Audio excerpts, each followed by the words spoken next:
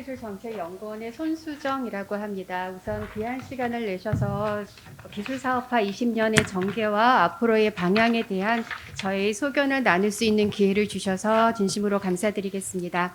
오늘 저의 발제는 크게 세 가지 부분으로 구성해 보았습니다. 첫 번째는 왜 우리가 기술사업화를 논의하고 있는가, 그러한 기술사업화의 전개가 어떻게 이루어질 수 있는가에 대한 말씀을 드리고자 합니다. 두 번째는 이러한 기술사업화 전개를 위해서 지난 20년간 정책은 어떻게 진화해 왔는가라는 관점에서 되돌아보는 시간을 갖도록 하겠습니다. 그리고 마지막으로는 그렇게 구축되었던 지난 20년의 성과를 기반으로 앞으로 우리는 어떻게 나아가야 하겠는가라는 것에 대한 저의 소견을 나눠드리고자 합니다. 먼저 논의의 시작을 위해서 배경부터 말씀을 드리도록 하겠습니다. 보시는 바와 같이 대한민국 헌법 제127조 1항에 따르면 국가는 과학기술의 혁신과 정보 및 인력 개발을 통하여 국민 경제의 발전에 노력하여야 한다로 명시하고 있습니다. 또한 과학기술기본법 제4조 국가 등의 책무와 과학기술인의 윤리에 따르면 국가는 과학기술 혁신과 이를 통한 경제사회 발전을 위하여 종합적인 시책을 세우고 추진하여야 한다로 명시되어 있습니다. 이렇게 보시는 바와 같이 과학기술의 혁신 또는 과학기술 혁신이라는 것은 경제사회의 성장을 견인해야 하며 경제사회의 성장이라는 것은 부가가치 창출, 삶의 질 고도화, 지식의 격축척 등 실질적인 변화를 유도해야 한다라고 볼 수가 있겠습니다. 이러한 변화의 축을 일으킬 수 있는 근본적인 힘은 기술사업화라고 말씀드릴 수가 있겠습니다. 이러한 기술사업화의 전개를 보시는 바와 같이 연구혁신, R&I의 전개의 관점에서 말씀드리도록 해보겠습니다. 우선 정부는 혹은 연구자는 R&D를 기획을 하고 이 R&D를 통한 논문, 특허 등 과학적 성과, 기술적 성과 혹은 중간 성과를 창출해내고 있습니다. 이렇게 창출된 중간 성과는 거래되고 특정 정액에 해당하는 기술료를 받는 등 중개 성과가 이루어지고 있습니다. 이렇게 확보된 성과는 다시 한번 현장에서는 수익을 창출하고 창출된 수익을 기반으로 한 경상 기술료를 창출하는 등 경제적 성과와 사회적 성과를 야기하고 있습니다. 이렇게 창출된 성과가 궁극적으로는 국민의 삶의 변화를 일으키고 그것이 곧 체감적 성과로 전개가 된다라고 볼 수가 있겠습니다. 즉, 우리가 생각하는 R&I를 통한 국민의 바램 혹은 국가의 미션은 산업의 관점에서는 부가가치를 창출해서 성장의 동력이 될 수 있고 정부 입장에서는 성장의 동력을 확보하고 재정 건전성을 확보할 수 있고 궁극적으로 국민은 그를 통한 건강, 편의, 안정 등의 삶의 변화를 체감할 수 있어야 한다라는 것이 전체적인 기술사업화의 전개라고 볼 수가 있겠습니다. 관련해서 국가연구개발사업 가이드라인에 따르면 앞서 말씀드렸던 논문 특허, 기술 이전 등에 관련된 산출 성과를 과학기술적 파급 효과로 명시하고 있으며 실질적으로 산업이나 현장에서 창출되는 다양한 경제적 성과 등에 대해서 수혜자 활용 효과, 경제적 파급 효과로 명시하고 있습니다. 그리고 이러한 것들이 삶의 변화를 일으켰을 때 우리는 사회적 파급 효과라고 볼 수가 있겠습니다. 이러한 프로세스라는 것은 실질적으로 상당히 긴 호흡이 필요할 수도 있고 기술 분야에 따라서는 짧은 호흡으로 진행이 돼야 되는 구간들도 있습니다. 이렇게 긴 길을 가기 위한 기술 사업화이기 때문에 앞서 축사에서도 말씀해 주셨던 것처럼 죽음의 계곡, 다윈의 바다와 같이 우리가 넘어야 될 간격, 갭이 상당히 곳곳에 도사리고 있다라고 볼 수가 있겠습니다. 그래서 우리는 쉽게 기술 사업화를 말하지만 기술 사업화는 결코 쉽게 이루어지는 것은 아니다라고 보시면 되겠습니다. 다음은 그렇다면 그러한 R&I 상의 성적은 어떠했는가라는 것을 데이터상으로 보여드리겠습니다. 다만 기술사업화와 관련된 데이터를 볼 때는 상당히 어려움이 있습니다. 해석의 어려움이라고 보시면 되겠습니다. 제시된 숫자가 높다고 해서 기술사업화가 원활히 이루어진다라거나 기술사업화 역량이 높다로 해석할 수도 없고 제시된 숫자가 낮다라고 해서 기술사업화가 안 됐다라고 단편적으로 정의 내리기도 쉽지 않습니다. 다만 그럼에도 불구하고 앞서 말씀드렸던 그 전개 과정에서 우리가 평가할 수 있는 데이터를 보시면은 R&D 경우에는 앞서 앞서 말씀해 주셨던 것처럼 정부 R&D의 경우엔 GDP 대비 4.5%라는 상당히 높은 수준의 투입을 하고 있고 그에 따라 논문이나 특허 등도 상당히 가시적인 성과 면에서는 세계적인 수준에 이르고 있다라고 볼 수가 있겠습니다. 거래에 있어서는 공공이준율이 34%, 기술료 1,900억 등 다양한 거래 활동이 이루어지고 있으며 아쉽게도 이윤이나 기술료, 실질적인 경제적 부가가치 창출에 있어서는 여전히 적자라는 기술무역 수지라던가 R&D 생산성 1.2%라는 그닥 좋은 성과를 내고 있진 못한 것이 지금 현재의 현실이다라고 볼 수가 있겠습니다. 특히 아래 그래프에서 보시는 바와 같이 혁신이 경제 성장에 어떻게 영향을 주고 기여할 수 있는가를 측정하고 있는 총 요소 생산성의 경우에 보시는 바와 같이 그 증가율은 시대를 거슬러 지나될수록 그 추이가 점점 오히려 약화되고 있는 추세가 어떻게 생각하면 우리가 기술 사업화에 좀 더 노력해야 되는 하나의 팩트가 아닌가라고 볼 수가 있겠습니다. 이상에서 살펴본 것을 토대로 이제는 그렇다면 기술 사업화 정책이 지난 20년간 어떻게 성장하고 왔는가라는 것을 한번 말씀드려 보겠습니다. 첫 번째는 법제의 전개입니다. 우리 오늘은 기술 사업화 정책 20년이라고 말씀을 드렸고 그 20년의 시작점이 될 수 있는 것이 기술 이전법 2000년 제정된 것이라고 볼 수가 있겠습니다. 하지만 그 이전에도 공업발전법 제15조는 개발기술의 실용화를 명시하고 있었으며 그 조항을 이어받은 산업발전법 제26조 역시도 개발기술 실용화를 명시하고 있었습니다. 다만 이러한 기술 이전과 사업화에 대한 종합적인 축에서 기술 이전법이 2000년에 제정이 됐고 또한 동시에 과학기술기본법 혹은 국가연구개발사업관리 규정 등이 명시가 되면서 기술 이전 사업화에 대한 힘을 더더욱 더 실어주었다라고 볼 수가 있겠습니다. 또한 산학협력법상의 개정을 통해서 대학 산학협력단 내의 기술지주회사 그리고 연구개발특구에서 명시하고 있는 특구 그리고 강소특구에 이르기까지 지난 20년간 기술 이전 사업화를 추진할 수 있는 다양한 플랫폼들이 성장을 해왔다라고 보시면 되겠습니다. 다음은 관련된 주체의 전개를 보시면 되겠습니다. 기술 이전 사업화의 주체에 있어서의 가장 큰 시작점이 될 수 있는 것은 2000년에 설립된 기술거래소라고 볼 수가 있겠습니다. 물론 기술거래소 이전에도 기술의 이전과 관련된 기술관리본부라던가 기술이전부 등이 창출된 성과를 어떻게 확산할 수 있는가 하는 게이트 역할을 해왔다라고 우리는 알고 있습니다. 이후에 기술거래소가 만들어지면서 각 부처, 각 기관은 보다 종합적인 플랫폼으로서 기술이전센터, 산학협력단, 대학기술지주회사 등 그리고 특구 등이 전개되어 왔으며 이러한 전개는 기술거래소가 2009년 한국산업기술진흥원으로 전환되면서 기술사업화라는 전주기적 지원을 종합적으로 수행을 해왔다라고 평가받을 수가 있겠습니다. 또한 기술거래소는 2009년에 사라졌지만 이후에 IP거래소, IP마켓, NTB 등의 기술정보망 등 기술 거래를 활성화시킬 수 있는 다양한 온라인 플랫폼도 지난 20년 동안 지속적으로 성장을 해왔다라고 보고 있습니다.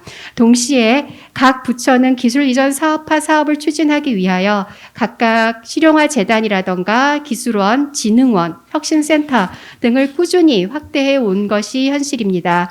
무엇보다 기술 이전 사업화의 직접적인 지원 또는 간접적인 지원을 위한 진흥원이 2000년대에 11개, 2010년대에 진흥원 4개, 진흥재단 2개, 진흥센터 1개 이렇게 했을 때 2020년 1월 기준 기술 이전 사업화의 지원 및 성과 확산을 사업 내역으로 갖고 있는 기관이 공공연구기관이 127개로 확대되었으며 TP 역시도 총 19개 또한 90년대 기술 인큐베이션으로 존재하던 창업보육센터는 현재 260개 등으로 확대되었습니다. 이상과 같이 지난 20년 동안은 거래 기술 이전 사업화의 플랫폼뿐만이 아니라 그 안에서 활동할 수 있는 전문가, 거래사 등이 지속적으로 성장해 왔다라고 평가받을 수 있겠습니다. 그렇다면 이러한 주체들이 시행을 했던 사업의 전개에 대해서 한번 확인해 보겠습니다. 표에서 보시는 바와 같이 2000년 이전에도 2000년 즈음 1990년대 후반을 기점으로 해서 산업부는 산업기술사업화 사업, TP 운영사업, 과기부는 공공전담조직 지원사업, 중기부는 보육센터 지원사업 등을 수행을 했었습니다. 다만 2000년을 기점으로 해서 산업부는 명실상부하게 기술 이전 사업화의 종합부처로서 거래 플랫폼, NTB, 가치평가, 금융, 산학연 협력, 기술지주 회사, 사업화 연계기술 개발 사업, R&BD 등 아직은 관심이 조성되지 않았던 기술 이전 사업화 시장을 지원하고 육성을 해왔다라고 볼 수가 있겠습니다. 이 시기에 역시 R&D 종합 부서였던 과기부 또한 기술 이전 컨소시엄을 지원한다거나 중기부는 중소기업의 기술 역량 확보 관점에서 상용화 기술 개발 사업 등을 진행을 해왔습니다. 이후 2010년대 들어서는 보다 더 다양한 사업들이 확대되었다라고 볼 수가 있겠습니다. 산업부는 역시 기술 사업화의 중심축으로서 기술 성과 활용, R&D 재발견 사업, 바이 R&D, 거래 촉진, 혁신 클러스터, 혁신 조달 연계형 사업화 등 다양한 기술 이전 사업화 전주기 지원을 위한 여러 사업을 수행을 해왔습니다.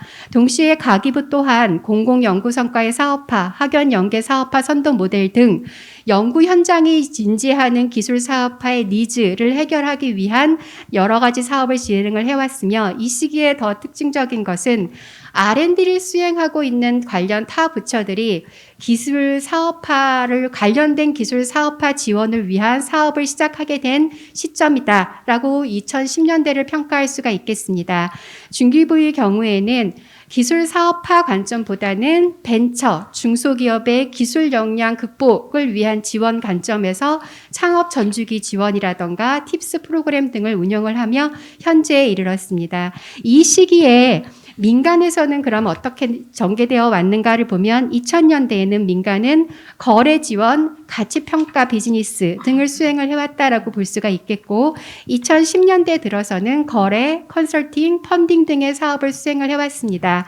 아쉽게도 정부에서 수행하는 정책 사업이 많아질수록 민간에서 자율적으로, 자발적으로, 자생적으로 수행할 수 있는 사업은 상대적으로 위축됐던 것이 현실이다라고 평가할 수가 있겠습니다. 이렇게 사업이 많아졌으면 그러면 이것을 위한 R&D 예산 투자는 어떠했는가를 본 것이 아래 그림으로 나와 있는 것입니다. 그림은 두 가지로 그려보았습니다. 파란색 그래프는 저희가 예산서 상에 사업화, 세부 사업명의 사업화라는 명칭을 갖고 있는 사업만 뽑아봤을 때 비중을 보시면 2000년대에는 1% 미만, R&D 대비 1% 미만, 2010년대 들어 2020년 즈음 들어서까지 2020년 돼서 2.3%까지 성장했다라고 볼 수가 있겠고요. 이것을 다시 R&D 사업이나 정부 사업 내역으로 들어가서 기술 이전 사업화 지원을 할 수 있는 세부 내역을 갖고 있는 사업을 다시 추려봤을 때는 그 비중이 2020년 기준 5.7%까지는 성장을 했다라고 볼 수가 있겠습니다. 하지만 맨 앞에서 말씀드렸던 R&D를 기반으로 하는 연구 성과의 사업화가 갖고 가야 되는 그 긴 여정에 비한다면 지금 현재까지 투입되어 왔던 기술 이전 사업화를 위한 투자는 여전히 부족한 수준이었다라고 볼 수 있겠습니다. 그러면 이상으로 다양한 사업들이 2000년간 진행되어 왔고 그 안에 여러 플랫폼이라던가 주체들이 활동을 하고 있다라는 건 알았습니다. 그렇다면 이러한 축적을 기반으로 해서 앞으로 새로운 20년을 동안은 우리는 무엇을 기대할 수 있는가에 대한 말씀을 드리겠습니다. 다만 지금부터 말씀드리는 것은 기술 이전 사업화 전체를 해결할 수 있는 사항도 아니고 저희가 지금 이 자리에서 말씀드릴 수 있는 극히 일부에 한한 것을 말씀드리는 거고요. 그리고 또 새로운 것도 아니고 지난 몇 년간 지속적으로 제기되고 요청드려 왔던 부분이다라고 이해해 주시면 되겠습니다. 우선 환경의 진흥화된 최적화입니다. 오늘 타이틀에서 보시는 것처럼 우리는 2016년 이후로 제4차 산업혁명이라는 인텔리전트 디지털 트랜스포메이션이라는 용어를 많이 사용을 하고 있습니다. 그렇다면 지난 사업화 정책 역시도 뭔가 전환이 필요하다. 혹은 정 안 되면 진흥화된 최적화가 필요하다라는 관점의 접근이 필요하겠습니다. 그런 관점에서는 두 가지만 말씀을 드리겠습니다. 앞서 보셨던 바와 같이 지난 20년간 기술 이전 사업화와 관련된 다양한 법제들이 성장을 해왔습니다. R&D의 근거법이 될 수 있는 과학기술기본법, 그리고 기술사업화의 근거가 될 수 있는 기술의 이전 및 사업화 촉진에 관한 법률은 관련돼서 다양한 R&D와 관련된 기술 사업화 조항들을 담고 있고, 기술 사업화가 아니더라도 연구 성과라던가 연구 성과 실용화라던가 연구 성과 확산이라는 관점에서 다양한 조항들을 담고 있습니다. 더불어 관련된 계획들도 지속적으로 발표가 되어 왔다라고 볼 수가 있겠습니다. 다만 그럼에도 불구하고 R&D와 관련된 법제와 기술 사업화를 중심축으로 갖고 있는 기본 법제들 간에 상호 얼마만큼 유기적으로 연결되어 있고 공유되고 있고 공감하고 있었는가에 대해서는 이 자리를 빌어 한번 되짚어 볼 필요가 있겠습니다. 그래서 이들 간의 유기적인 연계가 중요한 시점이다라고 말씀드리고 싶습니다. 두 번째는 거점 환경입니다. 앞서 우리는 지난 20년간 다양한 거점들이 축적되어 왔다라는 것을 보셨습니다. 이제는 연계, 협력, 공유의 구조를 조성하는 것이 아주 중요한 시점이다라고 말씀드릴 수가 있겠습니다. 단독, 개별, 분산 모델은 더 이상 작동할 수 없습니다. 연계형, 처음부터 같이 갈 수 있는 코크리에이션 모델이 과연 무엇인가라는 관점에서 기술사업화 재원의 활용을 통한 규모, 범위의 경제를 기대해 볼 시점이다라고 볼 수가 있겠습니다. 예를 들어 지금 현재 각 부처는 성장 동력 사업, 산업기술 전략 투자 사업, 전략 선도 사업 등 그 부처가 핵심으로 이끌어 가고 있는 성장 동력을 확보하기 위한 사업들을 진행을 하고 있습니다. 그 사업 내용에 보시면은 예를 들어 자율주행, 헬스케어, AI, 수소에너지, 스마트 플랫폼, 데이터, 특히 최근 들어서는 감염 대응 등에 관련돼서는 모두가 공히 유사한 사업들을 진행을 하고 있습니다. 보시는 이러한 열거된 사업들은 단지 한 부처의 사업으로, 한 주체의 노력으로 절대 끝까지 긴 호흡을 갈 수 없는 분야들입니다. 이제는 우리가 힘을 합쳐서 이러한 성장 동력 사업들이 함께 유기적으로 연결될 수 있는 방안을 모색할 시점이다라고 말씀드릴 수가 있겠습니다. 다음은 R&I 관점의 연구 혁신의 적정 역할을 말씀드려 보겠습니다. 열거된 리스트는 앞서 단계별로 진화하는 그림에서 각 단계별로 지난 몇 년간 지속적으로 요구되어 왔던 사업들을 다시 한번 강조하고 싶습니다. 첫 번째는 예비 R&D 적정성 검토입니다. 이것은 연구자들이 설정하는 R&D 질문이, 연구 질문이 과연 적정한지, 시장이 필요로 하는 적정 스펙을 갖추고 있는지에 해당하는 예비 시험을 해볼 수 있는 과제가 R&D 관점에서 포함되어야 되겠다라고 보고 있습니다. 두 번째는 전문 기관들의 노력으로 지난 몇 년간 많이 개정이 되었지만 그럼에도 불구하고 연구 현장을 여러 가지로 움직이고 있는 평가 모델, 과연 우리는 논문이나 특허 등과 관련된 중간 지식 성과를 상당히 강조하고 있지만 이젠 이 부분에 대한 힘을 좀 놓아줘야 될 시점이 아닌가 싶습니다. 개수가 중요한 게 아니라 질이 중요하다라는 위기의식을 가지고 보다 양질의 특허를 생산할 수 있는 방향으로 나아가야 되겠습니다. 그리고 세 번째는 이전 기술의 적정성 검증입니다. 실질적으로 공공연구기관에 이전을 몇 건 했느냐의 문제가 아닙니다. 이전된 기술이 얼마나 기업이 필요로 하는, 산업이 필요로 하는 기술이었는가에 해당하는 책임을 공공연구기관도 져야 된다라고 보고 있습니다. 그렇기 때문에 이전에 앞서서 그 이전 기술에 대한 검증, 성숙도 등에 대해서는 사전적으로 확인을 한 뒤에 넘길 수 있는 기술 공급자를 대상으로 하는 과제가 필요하겠습니다. 이것을 통해서 연구산업의 육성이라는 새로운 분야도 보다 활성화될 수 있다라고 보여주고 있습니다. 또 하나는 실증 사업입니다. 실증 사업은 산업계와 연구계 각각이 할 수 있는 부분이 아닙니다. 기술의 특성, 산업의 특성별로 요구되는 실증 사업의 규모는 상당히 다릅니다. 그렇기 때문에 민관 협력 모델이 필요하다라고 말씀드릴 수가 있겠습니다. 그리고 마지막은 ODA 기술 사업입니다. 우리는 ODA라고 하면은 기술을 나눠주는 복지 정책으로 착각하는 경우들이 있습니다. 하지만 절대 그렇지 않습니다. ODA 사업을 필요로 하는 해당 국가의 플랫폼 구축하는 면에서 우리는 기술 사업화를 하고 그 플랫폼을 축으로 해서 후속 기술 이전이라던가 기술 사업화가 이루어질 수 있도록 거점을 구축하는 노력이 필요하겠습니다. 다음은 톤다운을 한다고 했지만 그럼에도 어려운 부분이 조직의 사업화 총괄 플랫폼입니다.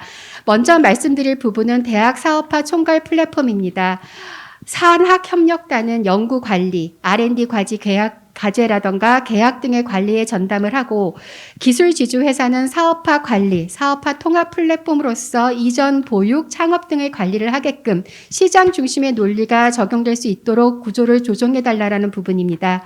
지금 제가 제시하고 있는 그림 중에서는 지금 현재는 산학협력단 밑에 기술지주회사, TLO, 창업보육센터 등이 열거되어 있습니다. 이들 모두는 서로 다른 부처의 지원 사업, 서로 다른 법제의 틀에서 움직이고 있기 때문에 대학 내라고 하더라도 산학협력단 내라고 하더라도 서로 협력을 하는 구조는 상당히 제한적입니다. 이 부분을 기술지주회사라는 별도의 조직으로 통합해서 분리를 하고 기술료 역시도 전폭적인 개정이 어렵다라면 지금 현재 이루어지고 있는 출연금 지분 기준 기술료 50% 이상이라는 것 외에도 연구자가 기술 사업화에 보다 적극적으로 참여할 수 있게끔 기술료 30% 플러스 지분이라는 옵션을 제공해 주십사라는 것을 제안드리고 싶습니다. 다음은 출연연 사업화 총괄 플랫폼입니다. 지금 현재 출연연 과학기술 분야 25개 출연연은 각 출연연마다 기술 사업화와 관련된 전담 조직을 운영을 하고 있습니다. 하지만 이 전담 조직은 출연연의 기능 혹은 출연연의 의지 등에 따라서 그 역량의 차이가 상당히 많이 나고 있으며 사업의 지속성도 상당히 어렵습니다. 그렇기 때문에 출연연구기관은 기본적인 성과를 관리할 수 있는 전담실만 배치를 하고 실질적으로 기술 사업화를 할 수 있는 업무 총괄은 벤처그룹이라는 시장 중심으로 사업을 운영할 수 있게끔 인큐베이션 센터라든가 라이센스 스타트업이라든가 펀드 등을 종합적으로 운영할 수 있는 기구로 독립을 시켜달라는 말씀입니다. 이렇게 말씀을 드리면서 기술사업화 정책을 이 자리에서 짧게 말씀드리기가 상당히 어려웠습니다. 그래서 행여나 저의 전달이 어려울 수 있을 것 같아 몇 가지만 다시 정리를 해보았습니다. 기술사업화 정책의 앞은 구조의 단순화, 시스템화가 필요합니다. 정책 사업 역시 대표성과 지속성을 가질 수 있게 브랜드화가 필요하겠습니다. 주체와 사업들이 함께 할 수 있는 전략 구성이 필요하겠습니다. 민감한 말일 수 있지만 정책의 마중물 기능은 자칫 고인물을 양산하는 기능을 하고 있다라는 평가가 적지 않게 있습니다. 더 이상 고인물을 양산하는 기능을 중단하고 무언가를 뿜어낼 수 있는 용천의 기능을 할 수 있었으면 좋겠습니다. R&D 정책은 인프라, 규제 등의 환경 정비와 부처가 가져가야 되는 역할과 책임에 대한 공감을 통한 부처 간 경쟁 게임이 아니라 부처 간 협력 게임으로 전환이 돼야 되겠습니다. 그 위에 뛰는 역량과 열정과 책임을 갖는 주체들이 그들이 경쟁을 하면 되고 그들의 역량에 따라서 전문가가 존중받는 사회가 우리가 앞으로 나아가야 되는 기술 이전 사업화 사회가 아닌가 싶습니다. 이상 저의 발제를 마무리 짓겠습니다. 감사합니다.